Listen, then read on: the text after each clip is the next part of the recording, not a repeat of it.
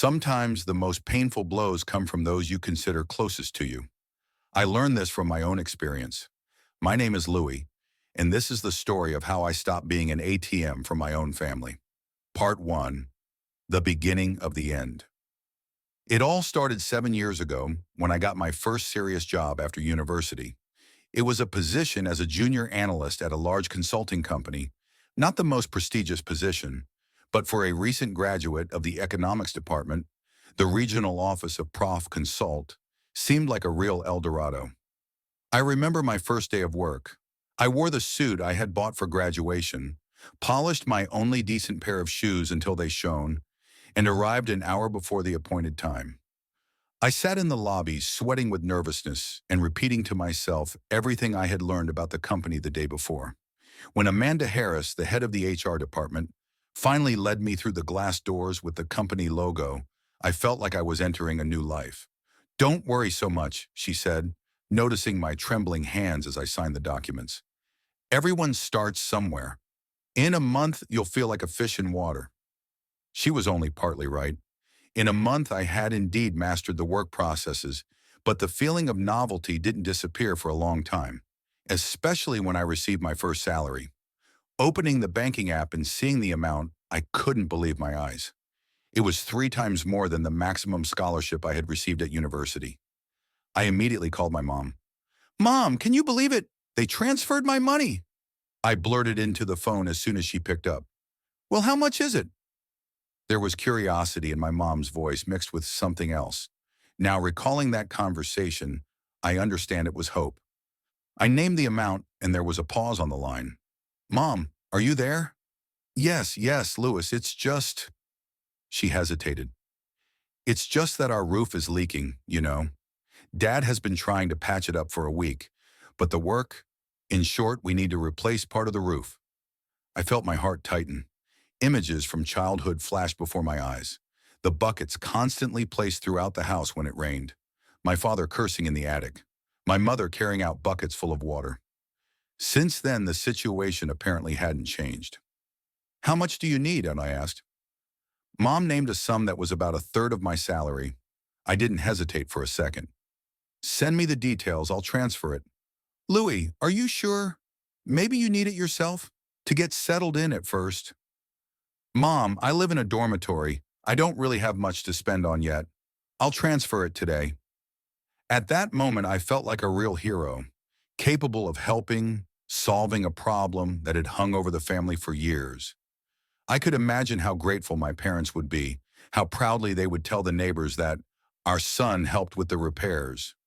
In the evening, I went to the nearest grocery store, bought a bottle of inexpensive wine and a frozen pizza to celebrate my first paycheck and my first serious financial action in my life.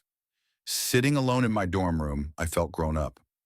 Then there was a new refrigerator for my parents because the old one completely gave out.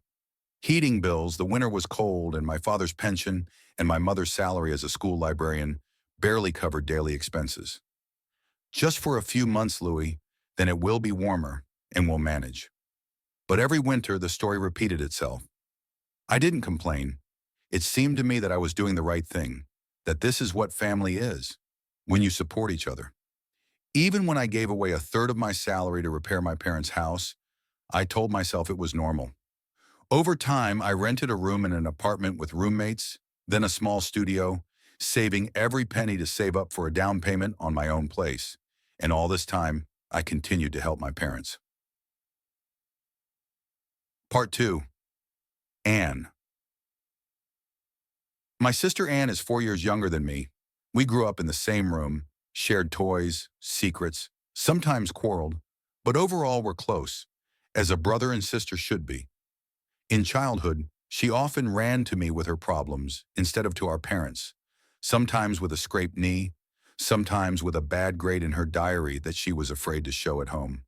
"Louis," she would whine, tugging at the sleeve of my t-shirt, "you'll help me, right? You always help me." And I did help.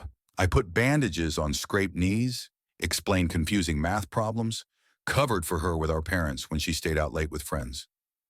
It was natural. I'm the older brother. I should protect my sister. But something changed over the years. While I studied, worked part-time jobs, made plans, and always remained the little princess of the family. When I graduated from high school with a gold medal, my parents threw a small celebration, but added, "Well, this was expected. You've always been so serious."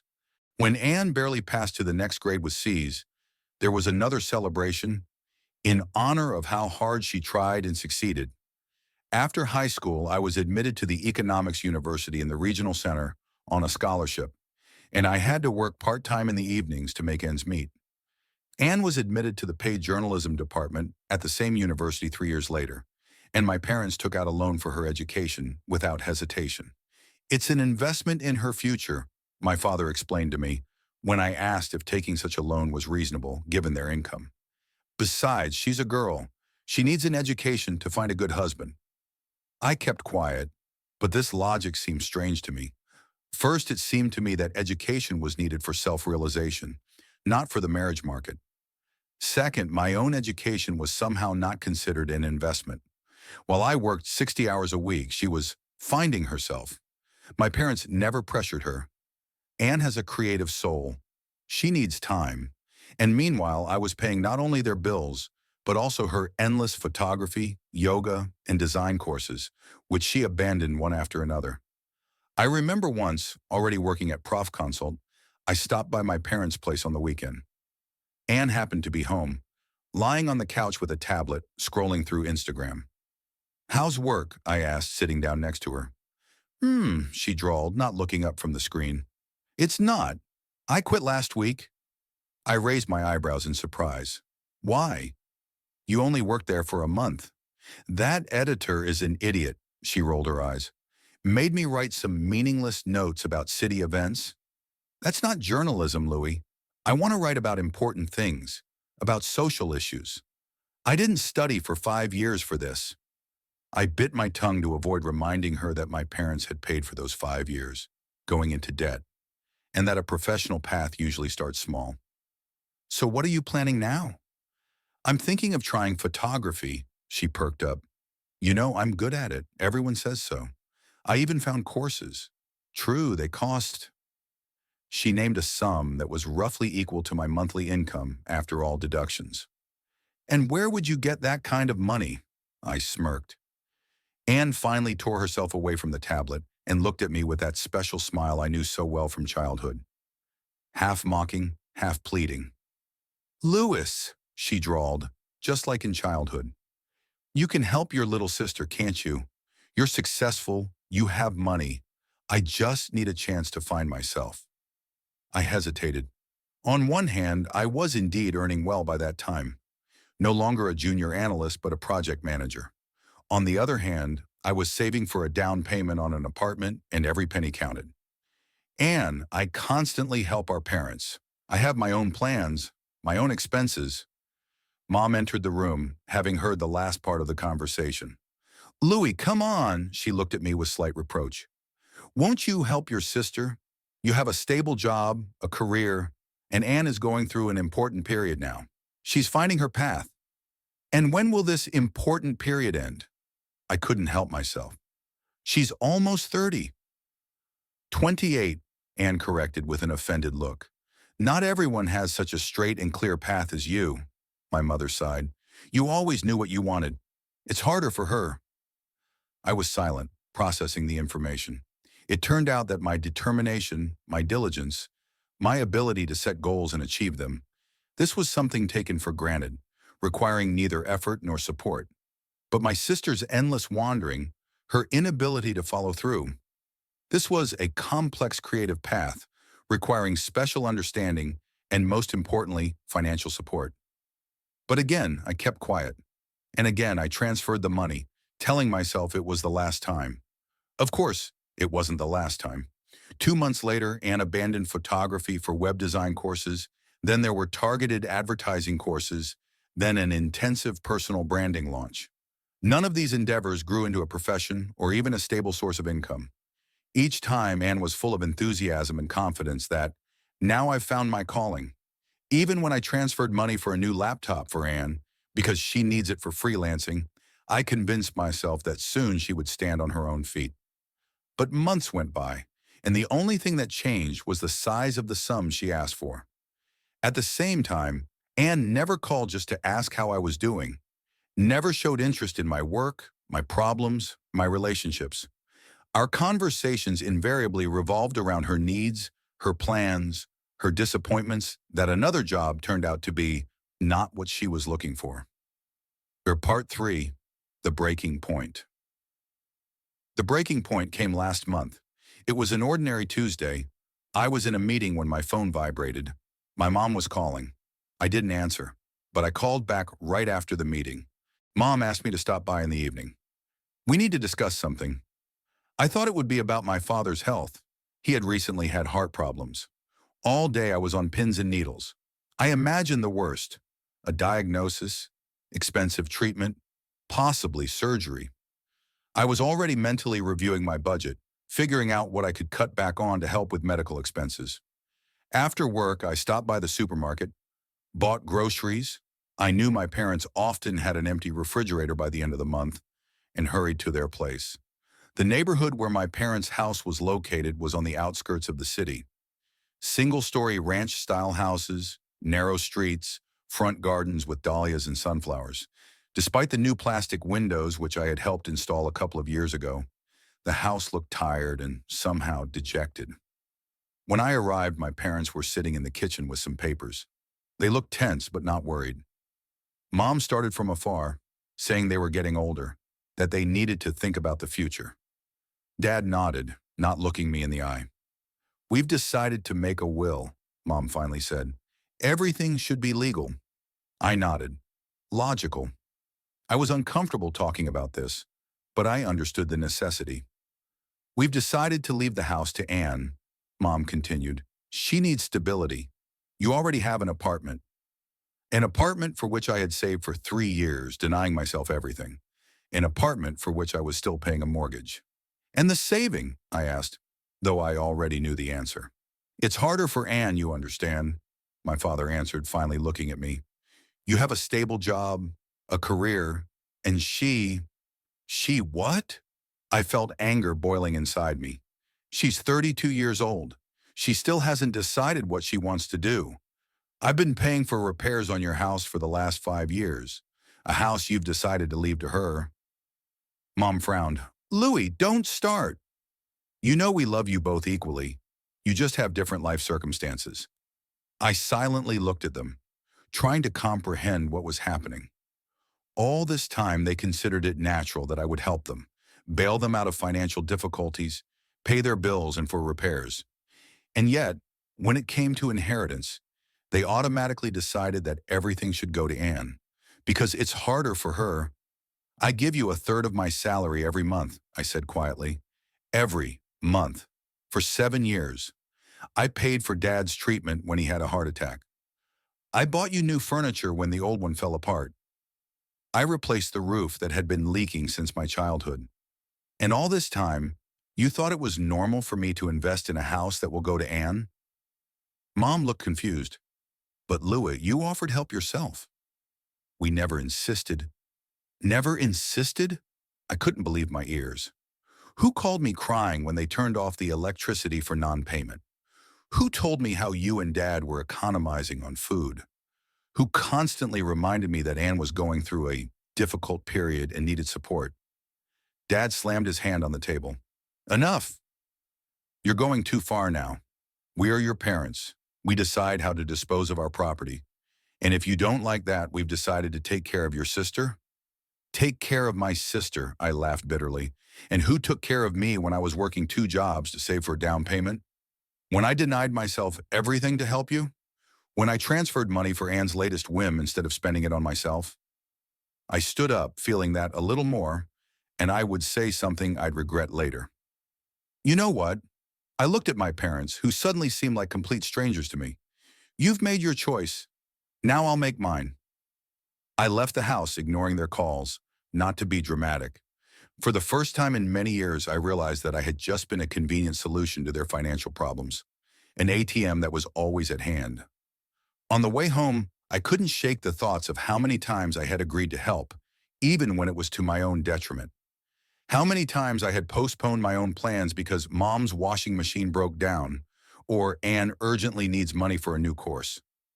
How many times I had convinced myself that this is normal, this is family, we should support each other. Arriving home, I sat at the kitchen table and placed my phone in front of me. It had already died from the continuous calls and messages from my parents. I plugged it into charge, and when it turned on, I saw another dozen missed calls. I turned off the sound and opened the banking app. Over the past 7 years, I had transferred to my parents a sum that would have been enough to buy another apartment. Not counting all the gifts, small expenses I took upon myself with each visit, groceries, medicines, household chemicals, not counting everything I paid for Anne, from a laptop to a dentist. I closed the app and for the first time in a long time allowed myself to feel anger. Real, pure anger. Not about the fact that I wouldn't get an inheritance. To hell with that dilapidated house and the meager savings in the bank book. But about the fact that all these years I had been used, not valued, taken for granted. Part 4. The Aftermath. During the following weeks, a real hell began.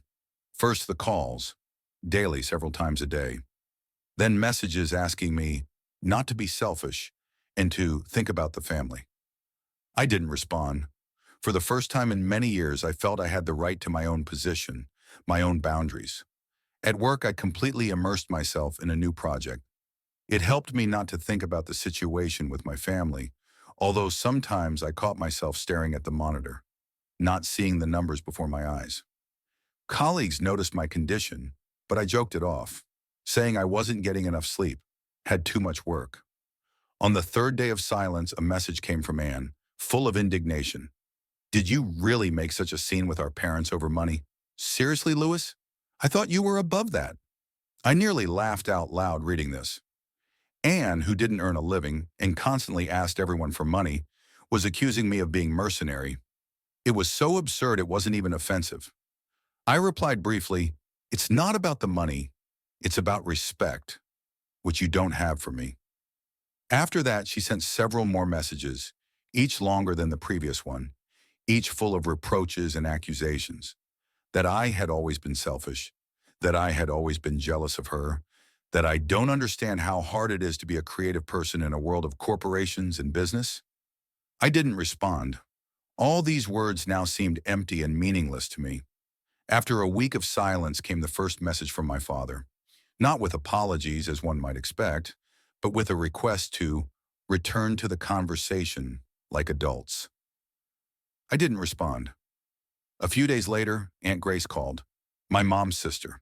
She had always treated me specially, perhaps because she herself had only daughters, and she enjoyed the opportunity to sometimes pamper her nephew. "Louis," she began as soon as I picked up, "what happened between you and your parents? Norma cries every day, says you've completely distanced yourself." I sighed. The last thing I wanted was to drag Aunt Grace into this story, but I didn't want to lie to her either.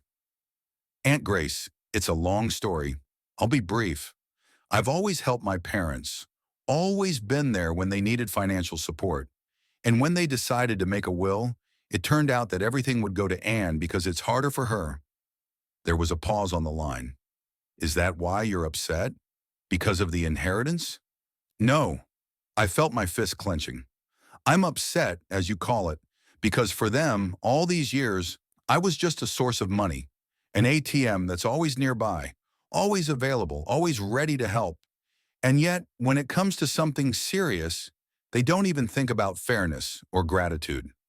"But Louis," Aunt Grace spoke carefully, choosing her words, "they're not young anymore. It's hard for them. And Anne, you know, she's so—" "So what?" I interrupted. "Irresponsible? Infantile? Spoiled? What are you trying to say?" "You're being unfair to your sister." Her voice took on notes of reproach. "She's just different. She needs more support than you." I felt everything inside me tighten. Even Aunt Grace, who had always treated me warmly, automatically took the side of my parents and Anne, because it's harder for them, because they're not as strong as I am. "Aunt Grace, I know you mean well," I said, trying to speak calmly, "but please don't get involved. This is between me, my parents, and Annie. After this conversation, I finally understood that none of my relatives would see the situation through my eyes. For them, I would always be the strong, successful, independent Louis who could be more lenient toward the weaknesses of other family members. A month later, the first utility bill arrived that they couldn't pay. Mom sent a photo of the bill with the amount and a short message. "We have nothing to pay with. No, please, no. We understand that you're hurt, but just a statement of fact and an expectation that I would, as before, transfer the money."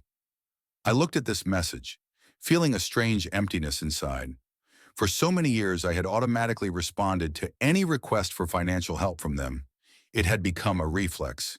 See the message, open the banking app, transfer the necessary amount. But not this time. I didn't respond and didn't transfer the money. Then came the second bill. Then a message saying the bank had warned about a late payment on the loan that I had been helping them service. "Louis, we got a call from the bank. They're threatening penalties for late loan payments," my mother wrote. And again, not a word about understanding my feelings or acknowledging their wrongdoing. Just dry facts and the hidden expectation that I would solve their problems. Each time I looked at these messages and thought, why don't they ask Anne? After all, she's their heir. After all, she's the one they chose. One evening, sitting in my apartment, I decided to call Anne myself. I wanted to understand if she knew about the situation with our parents, about the overdue payments, about the problems with the bank. She didn't answer right away, and when she finally picked up, music was playing in the background, and voices could be heard. "Louise?" Her voice sounded surprised. "What happened?" "Hi, Anne." I tried to speak neutrally. "I have a question. Do you know that our parents can't pay the loan and utility bills?" A pause. Then the sounds became muffled. Apparently, she had moved to a quieter place. "Of course I know," she finally answered. "They call me every day complaining. They say you stopped helping." "And what do you tell them?" "What am I supposed to tell them?" Irritation appeared in her voice. "That I don't have money myself? That I'm barely making ends meet?" "Are you working?" I asked directly. "Sort of," my sister answered evasively. "I'm trying to develop my blog. I haven't quite figured out how to monetize it yet, but there are prospects." I listened to her and couldn't believe my ears. She's 32, and she's still trying and finding herself, while our parents think it's normal that all their property will go to her. "Anne," I said, trying to speak calmly, "understand one thing. I will no longer pay our parents' bills. And your courses, by the way, either. I've been an ATM for you for 7 years, and all this time you've considered it normal. But it's not normal. Who do you think you are to—" She began indignantly, but I interrupted. "I'm the person you've been using, and I'm saying enough."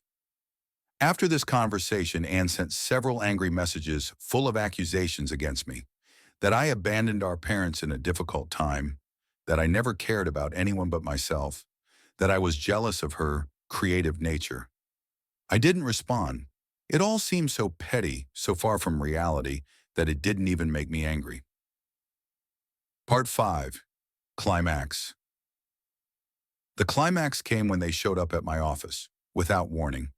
When I went out for lunch, they were waiting for me at the entrance. Mom with teary eyes, Dad with a stern face. Seeing them, I felt my heart tighten. Despite all the pain they had caused me, they were still my parents. "We need to talk," said my father. I glanced at my watch. "I have lunch." 30 minutes. We went to the nearest cafe. I ordered coffee for everyone, although my appetite was completely gone. My parents sat across from me, looking unusually small and vulnerable. Mom took out a handkerchief and wiped her eyes. "We're on the verge of losing our home," she said in a trembling voice. "The bank is threatening to take it for debts." I looked at them and asked the only thing I wanted to know. "What about Anne? Does she know about your situation?" They exchanged glances. "Of course she knows," answered my mother. "But you understand, she has no opportunity." "No," I shook my head. "She has an opportunity. She just has no desire. That's a big difference." Mom sobbed louder. "Louis," my father took a step forward, "we're your parents. We raised you, gave you an education.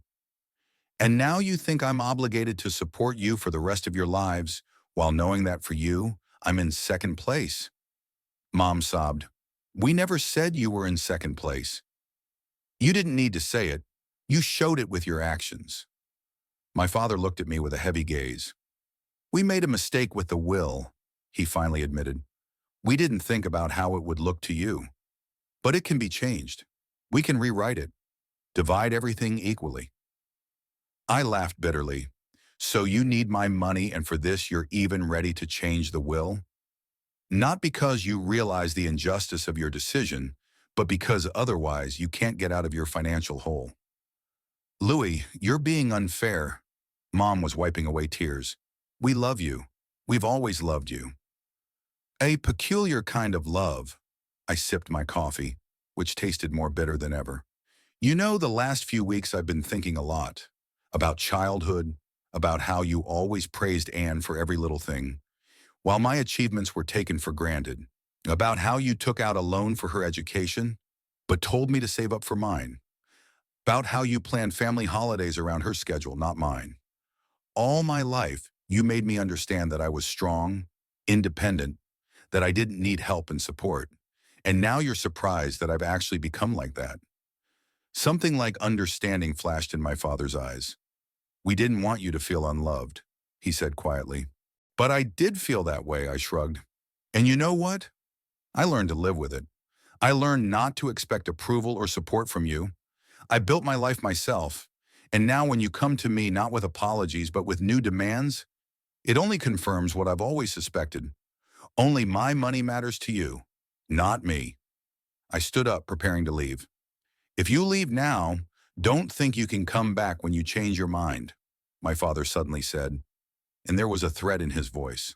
I looked at his hand, then into his eyes. I won't change my mind, and I won't come back. You made your choice. I made mine. Part 6. Public Drama. The next few weeks were the hardest in my life. My parents launched a real campaign on social media. Ungrateful son, egoist, forgot about family values. All these labels they publicly pinned on me. Anne wrote a tearful post about how some people put material values above family. I would log into Facebook and see dozens of comments gathering under these posts. People who never knew the backstory considered it their duty to speak up. How can you abandon your parents in a difficult time?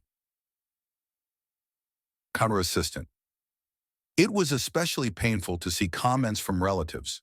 My grandmother's sister wrote a long sermon about how, in their time, children took care of their parents until the end.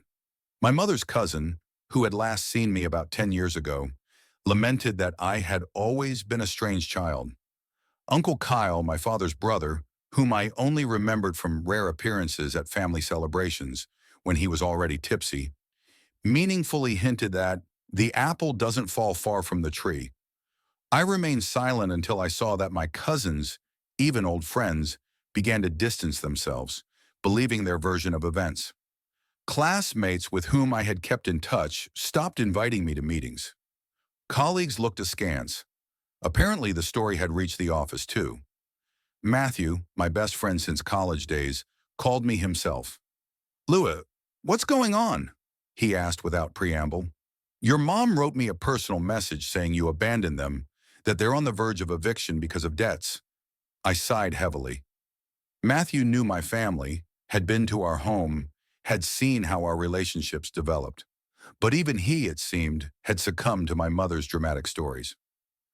Matthew, it's a long story. I didn't know where to begin. In short, for years I financially supported my parents and sister. When it turned out that they considered this normal, but planned to leave all the inheritance to Anne, I said enough. And because of this, you stopped helping them? Because of the inheritance? In Matthew's voice, I heard undisguised condemnation. No, damn it, I felt myself boiling over. Not because of the inheritance, because they showed their true attitude toward me. For them, I've always been just a source of money, an ATM, and when I refused to play this role any longer, they started this campaign on social media instead of at least trying to understand my feelings. There was a pause on the line. Louis, but they're your parents. Matthew finally said. You can't just— I can, I interrupted, and I will. If you're interested, you can ask them, how much has Anne helped them over these years? She's the heir, after all. She's the one who needs stability, unlike me. We ended the conversation there, and I realized I had lost another friend. Everyone around saw only one side of the coin, the angry, selfish son who abandoned his parents in a difficult situation. No one thought about the backstory. That's when I decided it was time to tell my side of the story. I published one post, without drama, without accusations, just facts. How many years I had financially supported the family, how I found out I wasn't included in the will, how I was used as an endless source of money. I didn't mention exact amounts. I didn't want to look like I was keeping an accounting of my help to my family, but I indicated the scale. I could have bought another apartment with the money I transferred to my parents over these years. I also wrote about how they always made me understand that my successes were something self-evident, while Anne's problems required special attention. About how for years I heard that it's harder for her. About how one day I realized that behind all this was not love, but a habit of using.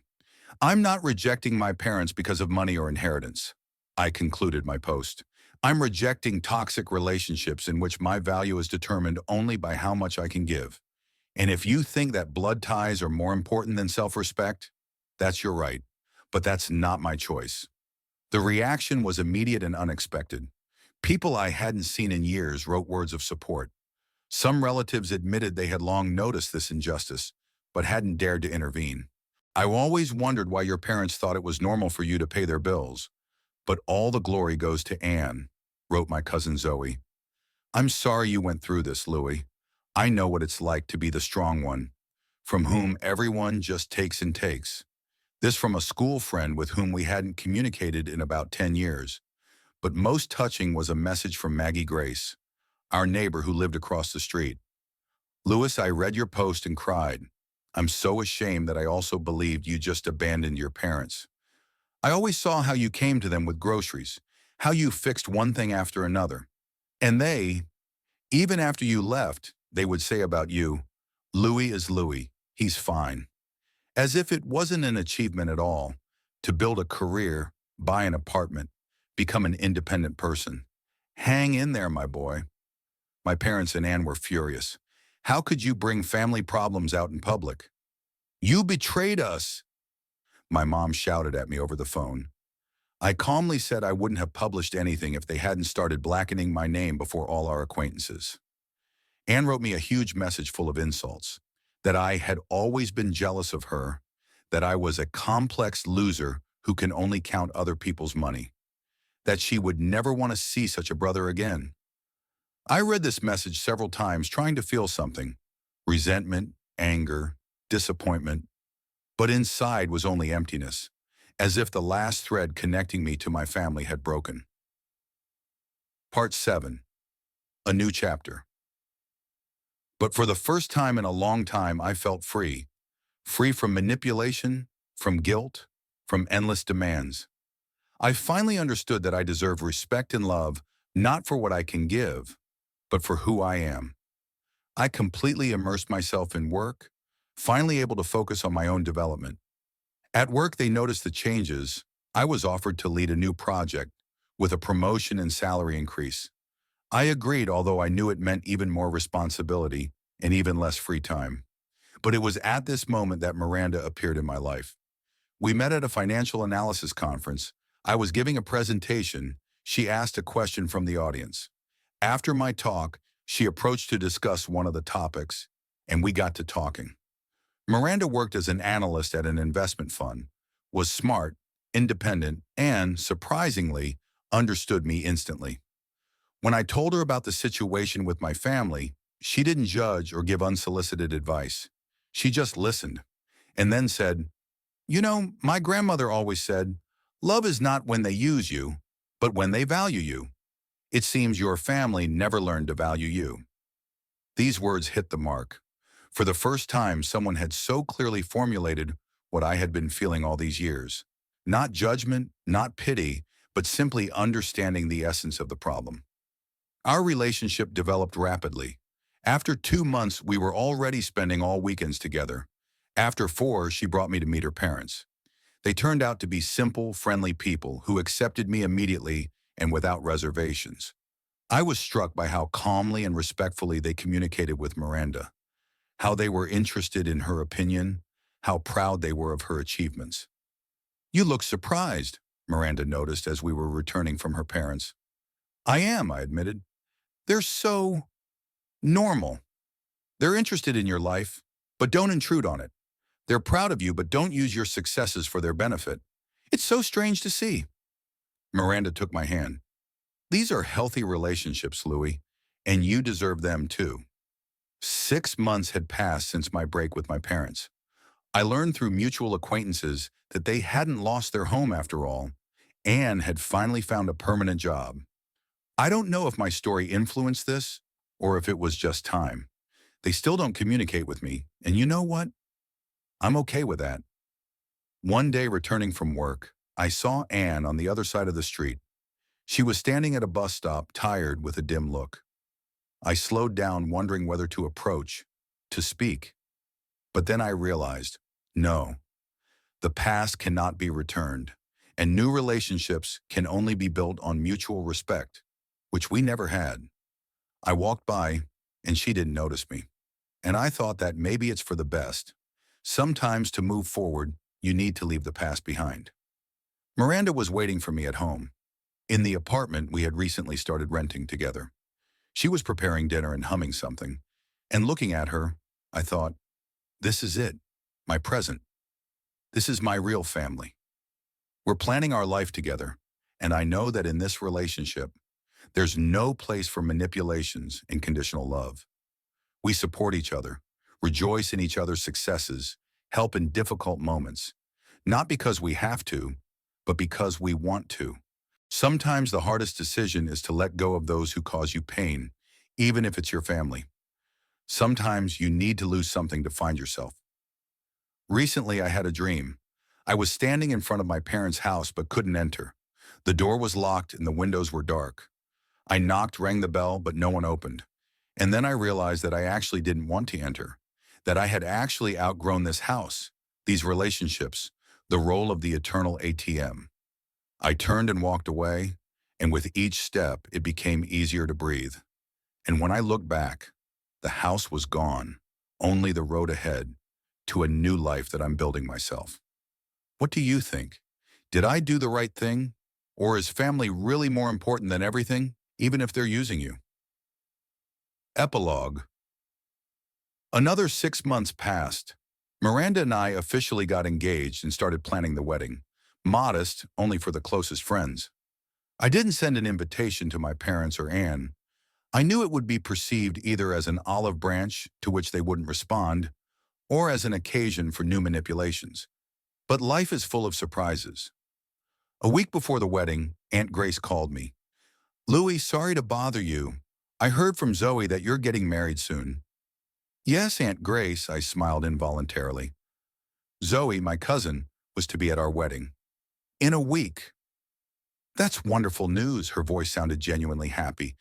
"I wanted to say, your mother knows, and she's crying, Louis." I felt everything inside me tighten. "Aunt Grace, please don't." No, I'm not pressuring you," she said quickly. "I just thought you should know.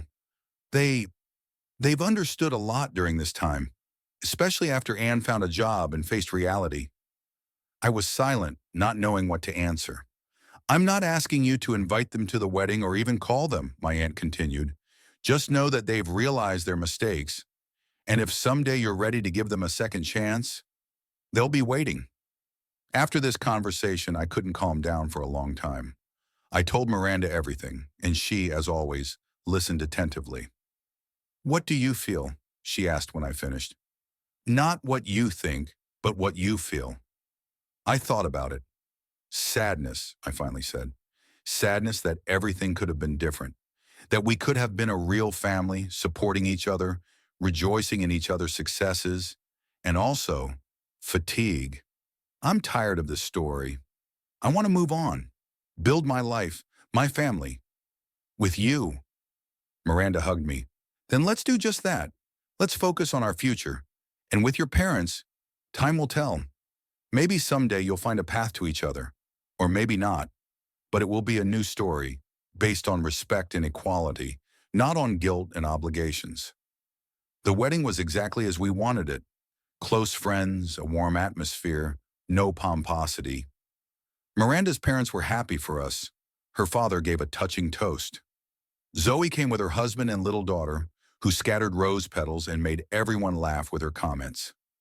In the evening, when the celebration was in full swing, my phone vibrated with an incoming message. I wouldn't have checked it on such a day, but something told me it was important. The message was from my mom. Congratulations to you and Miranda. We wish you happiness. We love you. Simple words without drama, without manipulations. Just congratulations. Just a declaration of love. I showed the message to Miranda. What are you going to do? She asked. I thought for a minute, then wrote, Thank you. It was a small step. Not forgiveness, not forgetting, not returning to previous roles. Just an acknowledgement that the door isn't permanently locked, that maybe someday we'll be able to build new relationships based on mutual respect and equality. For now, I have my new family, Miranda, who values me for who I am, not for what I can give. Our friends who support us in difficult times and rejoice with us in happy ones. Sometimes to find a real family, you need to have the courage to break toxic bonds. Sometimes the hardest decision turns out to be the right one. And maybe over time, broken bonds can be restored, but in a different way, on a new foundation. Not as dependency or obligation, but as the free choice of two equal parties. I don't know what will happen next, but I know one thing. I will never allow myself to be used again.